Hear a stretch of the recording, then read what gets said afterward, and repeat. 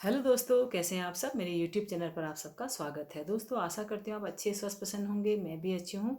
मौसम की बात करें तो मौसम बहुत अच्छा हो रहा है। उत्तराखंड में खूब अच्छी खिली धूप है और बिल्कुल एकदम आसमान भी बहुत साफ दिखाई दे रहा है। महालक्ष्मी के पर्व आ रहे हैं, इसलिए आपको अग्रिम बधाई हो महालक्ष्मी पर्व की। एक छोटा सा ब्लॉग महालक्ष्मी के पर्व के उपलक्ष्य में आप लोगों के सम्मुख लाई हूँ। उम्मीद करती हूँ आपको पसंद आएगा। अगर आपको ये ब्लॉग पसंद आता है तो प्लीज़ लाइक करें, ज़्यादा से ज़्यादा अपने दोस्त के साथ शेयर करें, कमेंट करें। पुराने हैं तो, नए हैं तो चैनल को ज्वाइन करें, बेल आइकन ऑल पर रखें ताकि जो भी वीडियो मैं पोस्ट करती हूँ उसके सबसे पहले नोटिफिकेशन आपको मिल सके।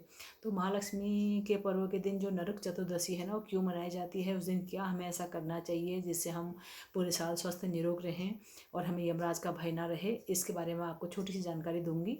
अगर आपको वीडियो पसंद आता है तो ज़्यादा से ज़्यादा उसको शेयर करें और अपना कमेंट छोड़ें ज़रूर, ताकि आपके कमेंट से मैं आपका कमेंट का उत्तर दे सकूँ।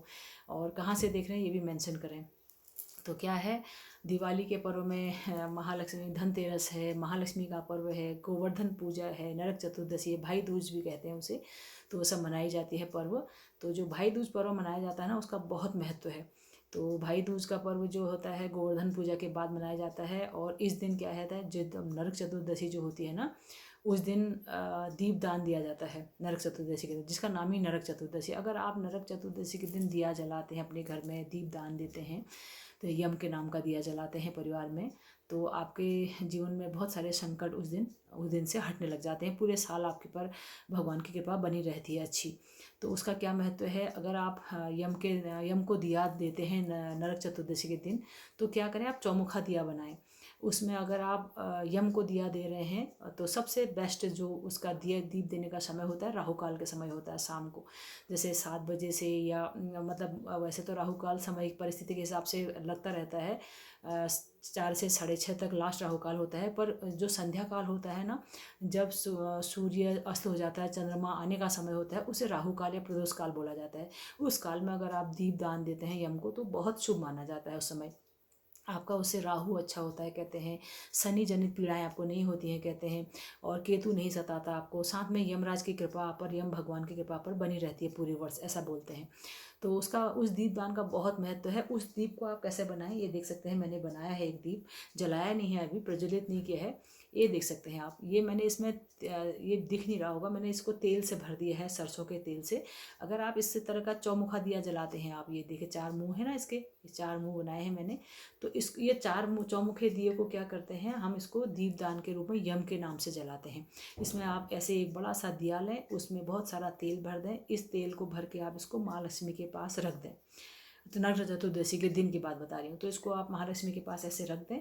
उसके बाद इस दिए को आप शाम को, जो प्रदोष काल होता है उस समय आप इसको जला लें, इस दिए को। तो ये दे सकते हैं, इसको जला लें। जलाने के बाद इसको परिवार का जो मुखिया है ना, वो इस दीप को जलाए, बाकी लोग इस दिए को ना देखें। तो इसमें ये 4 बत्तियां हैं, चारों दिशाओं में आपकी ख्याति कीर्ति फैलाती है कहते हैं। तो ये पॉजिटिव वाइब्स देती हैं। जो 4 दिशाएं होती हैं आपको अच्छी शक्ति, अच्छी ऊर्जा का प्रतीक होती हैं। अच्छा, ये दीप देने से अच्छा कुछ होता, अच्छा देती हैं सब कुछ। तो ये यम के नाम का ये दिया जला दें। और अगर आप यम को दे रहे हैं तो सरसों का तेल का इस्तेमाल करें। अगर लक्ष्मी के लिए जला रहे हैं तो आप इसमें एक देसी घी और सफ़ेद बत्ती का इस्तेमाल करें, मतलब रुई का। और अगर आप यम को ये दिया दे रहे हैं तो इसमें रक्षा कवच आता है ना, रक्षा धागा, उसका इसमें दीपक बनाएं। तो इसको शाम के समय प्रदोष काल में जला दें। जला के इसको बाहर दक्षिण दिशा की तरफ में, दिशा का बहुत ध्यान रखना है, दक्षिण दिशा की तरफ इसको आप इस दीप को जला के रख दें, ताकि इसमें से जितनी भी मतलब पॉजिटिव वाइब्स है वो आपको, यार को पूरे साल चोट चपेट एक्सीडेंट या मृत्यु किसी तरह का भय ना रहे। हर साल आप ऐसा कर सकते हैं, क्योंकि ये यमराज को दिया जाता है ना, जलाया जाता है नरक चतुर्दशी के दिन, वो दिया बहुत शुभ माना जाता है। उससे हमारे कई जीवन के विघ्न रोग दूर होते हैं। और जब आप दिया जलाते हैं तो कामना करें कि हे प्रभु, मेरे सारे संकट, सारी परेशानियां, सारे रोग, सारे दुख आप इस दिए में भस्म कर देना, और मुझे पूरा वर्ष अच्छा स्वास्थ्य, संपदा, धन, ऐश्वर्य और मान देना।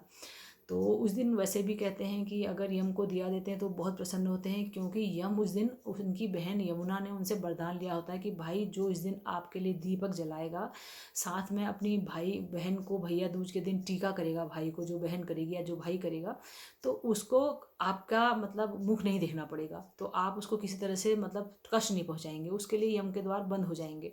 जो मृत्यु है वो तो निश्चित है, वो तो कभी ना कभी किसी ना किसी की होनी है, लेकिन जैसे अकाल मृत्यु का भय है, रोगों का भय है, या कोई और तरह का संकट है, वो इस दीप जलाने से काफ़ी हद तक कम हो जाता है, ऐसा मैंने सुना है। मेरे नॉलेज में तो यही है, मेरे बुजुर्गों ने भी यही कहा है। तो यमराज ने अपनी बहन को वरदान दिया था कि जो आज के दिन मेरा दीपक जलाएगा नरक चतुर्दशी के दिन, तो मैं उसको किसी तरह से संकट नहीं होने दूंगा और उस पर मैं पूरे साल अपनी कृपा बनाए रखूंगा। उस दिन आपने सुना होगा कि जनरली उस दिन कोई भी व्यक्ति की मृत्यु नहीं होती है, कहते हैं, क्योंकि उस दिन जो यम भगवान है ना, वो अपनी बहन यमुना के घर गए होते हैं। यमुना ने उनसे वचन मांगा होता है कि भाई इस दिन आप हर दिन मेरे घर आओगे ताकि मैं आपको दूसरे दिन टीका तिलक चंदन कर सकूं। तो ये पौराणिक कथाओं में है कि जो भी बहन अपने भाई का टीका चंदन तिलक करती है उस दिन, तो उसको किसी तरह का संकट या पीड़ा दोनों भाई बहनों को या परिवार में कभी किसी को नहीं होती है। ये जो यम का दिया है, ये घर के मुखिया ने जलाना है, और मुखिया जला के इसको दक्षिण तरफ के कोण में रख दे। पहले दिया तेल भर के माँ लक्ष्मी के चरणों के पास रख दे, उसके बाद प्रदोष काल में इसको जलाए उसी दिन नरक चतुर्दशी के दिन, और दक्षिण कोण को रख दे। दक्षिण कोण यम का कोण माना जाता है, इसलिए वहाँ रखना ये शुभ होता है, और इसकी जो चारों दिशाओं में जो लौ फैलती है उससे आपको यश कीर्ति सम्मान अच्छा स्वास्थ्य सब मिलता है। मैंने इतना ही सुना था जहाँ तक मुझे पता है, तो मुझे लगा कि आपको ये वीडियो आपके साथ शेयर करना चाहिए जानकारी। उम्मीद करते हो आपको ये छोटा सा ब्लॉग जरूर पसंद आया होगा। अगर आपको ये ब्लॉग पसंद आया है तो प्लीज़ ज़रूर प्यार सपोर्ट दें अपना, इसी तरह से जैसा आपने दिया है, अपना साथ बनाए रखें। कोई नया छोटा सा ब्लॉग आपके लेके फिर उपस्थित होंगे, तब तक के लिए आप अपना ध्यान रखें। बाय गाइस, टेक केयर, नमस्ते, बाय बाय।